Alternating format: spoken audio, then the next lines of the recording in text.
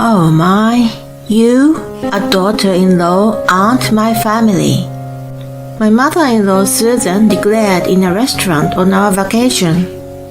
I told you this is a family trip. Of course there's no seat for you here. Did you really think you were a part of this family? You have such a thick skin. Don't you consider yourself a part of us, you hag? You bring shame. You can't even be a servant. I was the one who organized this fall trip, while she was just blubbering about what she wanted. And I was below a servant? Whatever, I don't want to join you guys anyway. I stood up from my seat. I was very much looking forward to this trip, and never imagined it would turn out this way. But then my mother-in-law, who was supposed to enjoy the trip, ended up crying later on. She was about to get bitten by karma in a foreign country. My name is Kathy. I'm an ordinary working wife. My husband Mike and I dated in university, and it's been 5 years since we got married right after our graduation. We've been together for about 9 years, including our university years. When you are with someone for that long, you start seeing the faults of the other. It wasn't like we were going through a rough patch, but we definitely lost passion for each other. At the beginning of our relationship, Mike always tried to be courteous. After marriage, he considered chores as women's jobs. He repeated shower, dinner, and sleep on weekdays after returning from work, and he lounged around, playing games all day on weekends. I had a job as well, so I wanted him to be more helpful. We often had arguments over the subject at the beginning of our marriage. After a while, I had given up. I'd even come to believe that it was less efficient to have poor help. I suppose all the couples were more or less like us. The world may have been doing its best to promote gender equality, but if you looked at it on a family level, I doubted that such a thing was going to permeate for decades to come. Anyway, Mike's laziness was only a minor problem. There was a much bigger issue. Susan, my mother-in-law. She didn't live with us, but often called and visited us at home. If she meant to spend quality time with us, it would have been appreciated, but not even once she tried. She came for only one reason: to ask me to do some bothersome tasks for her. For example, government-related procedures, arranging trips that I wasn't going, and an invitation to a thorough cleaning day at her house. I had to clean her AC, bathroom, kitchen, and so on. I wasn't there to help, but was made to do everything by myself. In addition to this, I signed up for her phone, an internet provider, and issued a credit card in my name. Other than that, I was used as her driver and as a nurse to her late mother when it was needed. Fortunately, I wasn't bothered during my work hours, but she didn't hesitate to disturb my private time with some sort of requests. Mike once told me that she was from an affluent family. When she was small, her family business bloomed, and they lived on a large property. She had a nanny who took care of all her needs. And then the business faltered with a change of trends. After the downsizing of the business, her family lived an ordinary life. But she reputedly kept a selfish habit from childhood. It didn't really matter how she became to be herself. Mike should have stood on his feet and made her stop harassing me, but he had never shown a sign of it. Maybe it was my fault for letting her be, just to keep peace in the family. In any case, I was not a servant. It would have been better if I had received even a single word of gratitude, but I only got that in the beginning. She's gotten used to ordering me around with a snap of the fingers, and even complained if something didn't go the way she wanted. It got nothing to do with me if she didn't like the weather on her trip I organized. She also had a stingy side, and never initiated to pay her credit card and phone bills unless I asked her. I didn't see her every day, so when I was busy with my life, I sometimes put off urging her, and then eventually forgot about it. I couldn't tell you how much money I had sponsored her. I used to twist my brain to find a way to make her stop asking me without upsetting her. Despite my feelings, Susan, as usual, asked me for a favor one day. "Hi, Kathy. I want to go on a family trip overseas. Please organize it." As soon as I answered the phone, she started with her request. She gave me the detail as follows. The destination was Barcelona. The length of the trip was 1 week, and the number of packs was 5. Flights must be booked in business class, and a specific restaurant must be reserved. Other than that, she said, everything else was left to my ability. How self-serving. I didn't even know if I was able to take a week off from my work. Even if I did, what about Mike? You know, it's a bit last minute.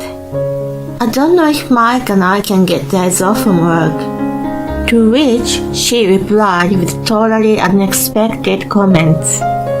Why should you get approval for a family trip from your company? Mike's okay with it anyway. You should prioritize your family over your job in the first place. I pity your sensibility. She hung up on me. What an imposition.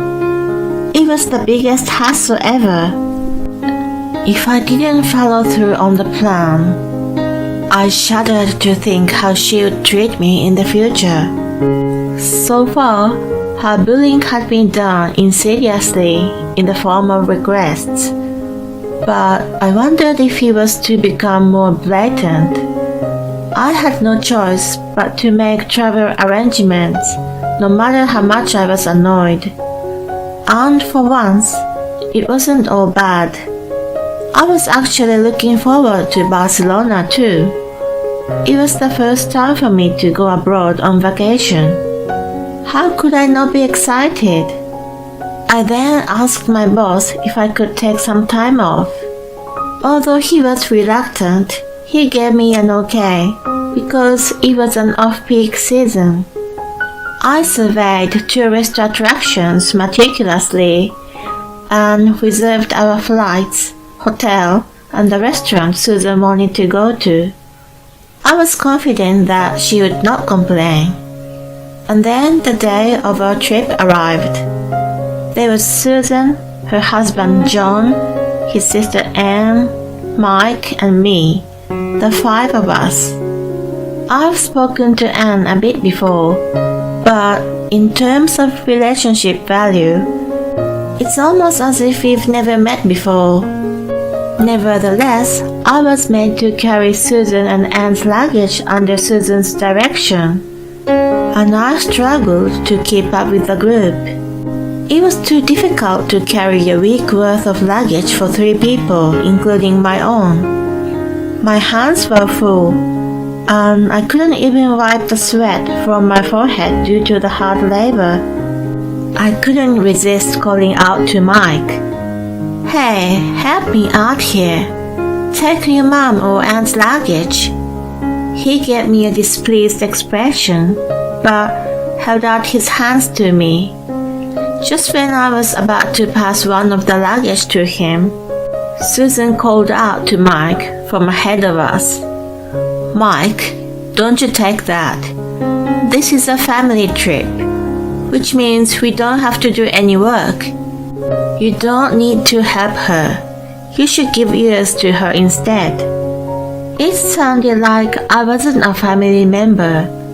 I glanced at John and Anne, who quickly looked away. They probably felt bad for me, but didn't want to intervene and upset Susan. As for Mike, he happily asked, "Really? You take my suitcase? Do I look like I'm capable?" I raised my voice, which attracted the eyes of strangers around us. Susan remarked, "How embarrassing," and laughed. Feeling ashamed, I kept my face down and carried the luggage. In a short while, I was freed from being a porter after the check-in. Our seat class was business as Susan wished. It was 1-to-1 seat configuration, and the individual seats looked quite roomy. Then I suddenly became concerned about the cost of the trip, hoping they were going to pay for their parts. It was too late to worry about it at the point, so I discarded the thought. The sitting order was Susan and Anne, Mike and John, and myself with a stranger, using the 2 rows in the center. It was inevitable for an odd number of people, but there was no consultation. As a matter of course, I was alone. Although I was at ease on the plane without having Susan ask me to do something. Mike fell asleep as soon as he sat down and did not seem to care about me. So I had a lonely 10 hours flight to Barcelona with hardly anyone to talk to. And then we safely arrived at El Prat Airport. When I got off the plane, my mood was lifted by the unfamiliar scent of the air in a foreign place, and I forgot all about my lonely flight.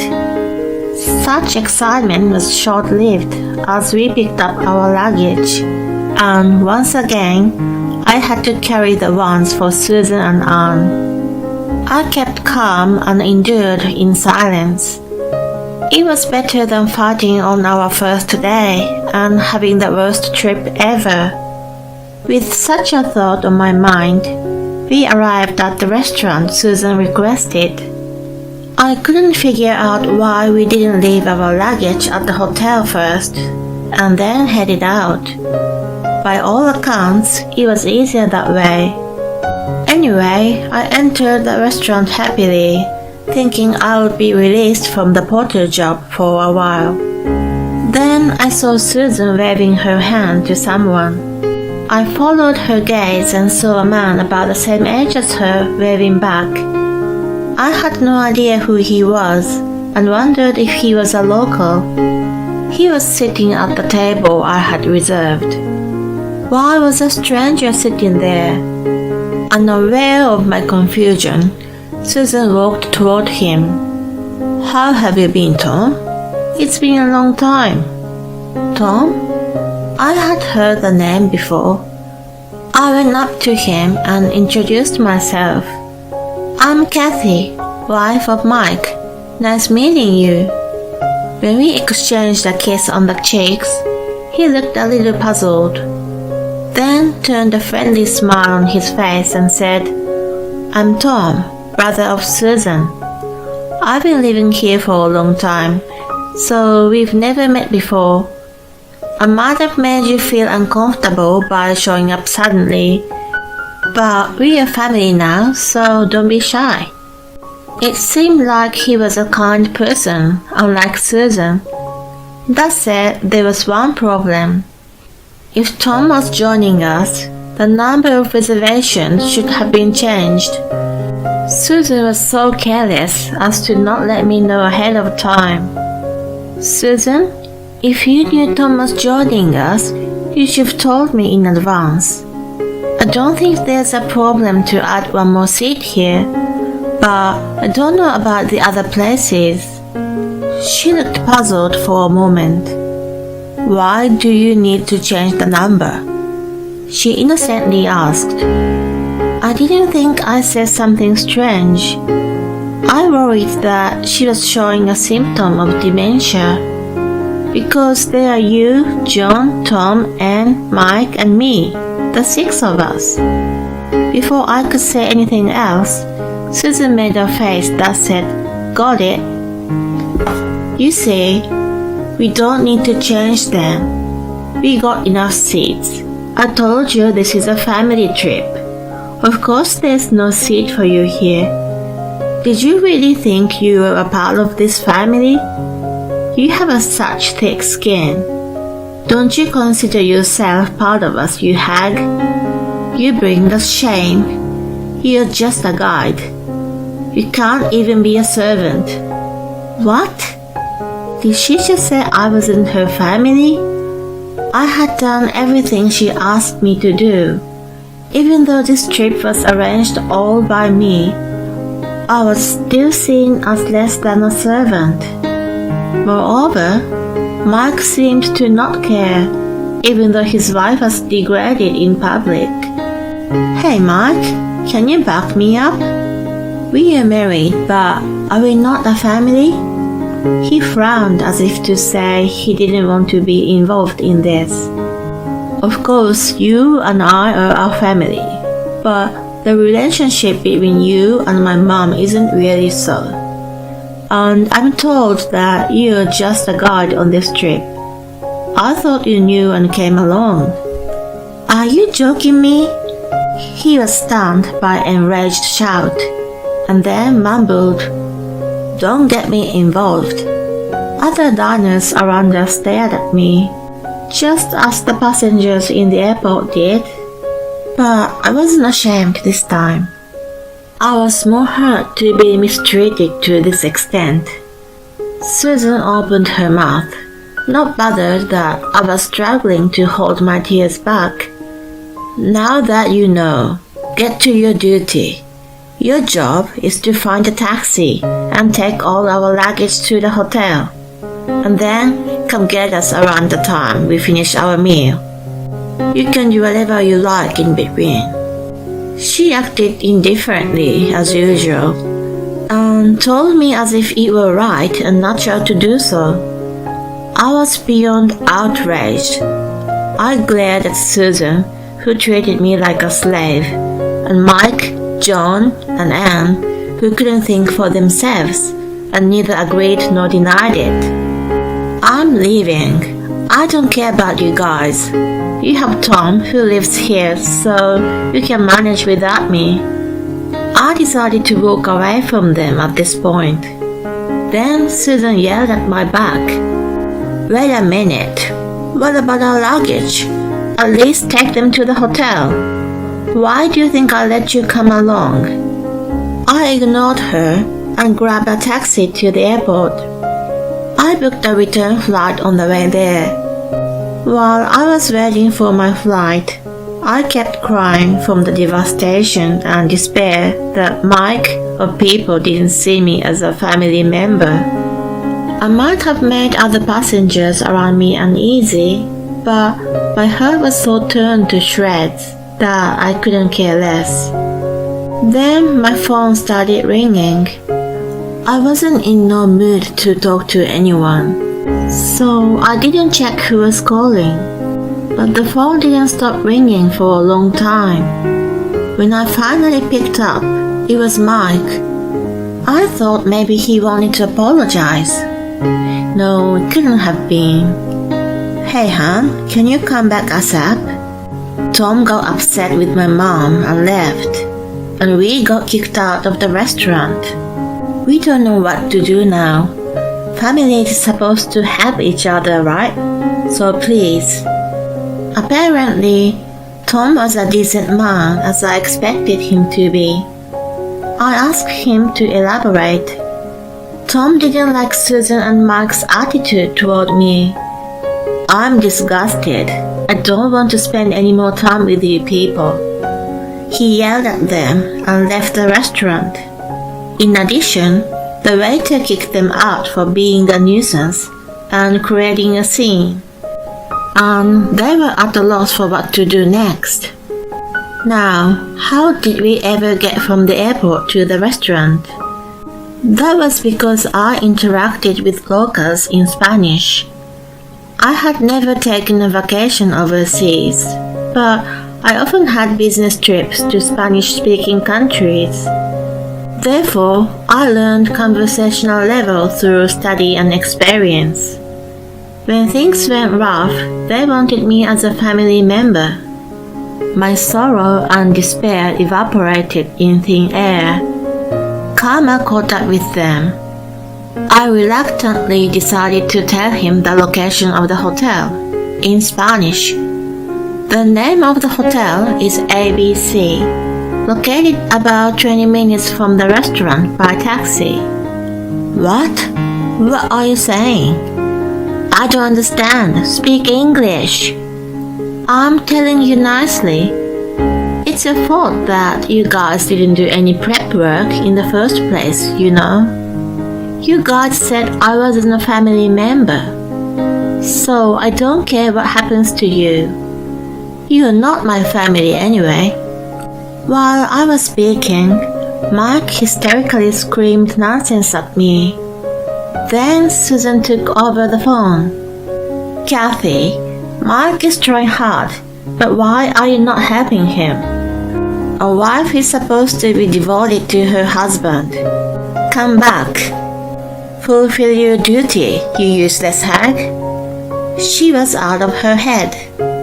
Even though we spoke the same language, the conversation was not going to happen. I knew it well, and it was time for my boarding, so I wasn't gonna waste any time on her. Get lost, I said in Spanish, and hung up on her. Then I immediately started the process to cut off her cell phone and credit card. A sequel to the story. Susan and company had wandered around in the city of Barcelona until they met a kind English speaker who helped them with scheduling the flight. But during that time, they were troubled by vicious rip-offs and pickpocketing. Because of that, the cash they had brought with them was almost gone. I was so glad I had cancelled Susan's credit card. I left my wedding ring and the contact detail of my divorce lawyer in the house I lived with Mike. I searched for a seasoned divorce lawyer as soon as I returned. I was determined to fight with Mike, but he easily agreed to the term. He not only lost a lot of money during the trip, but he had resigned from work. So he had no financial means to hire a lawyer for himself. When Susan approached him about the trip, "You can find a job once you're back. Even if you can't have Kathy, you can be a stay-at-home husband. A family trip is more important." He had been talked into it. Unbelievably moronic, right? Anyway, I quickly became a free woman thanks to this. Mike lost most of his assets due to alimony and property division, and he's now working like a horse. Susan heavily relied on me for various procedures, so she has no clue what to do with them now. She fell behind or failed to pay credit cards and taxes, and her life is starting to fall apart. They should sink to the bottom at once.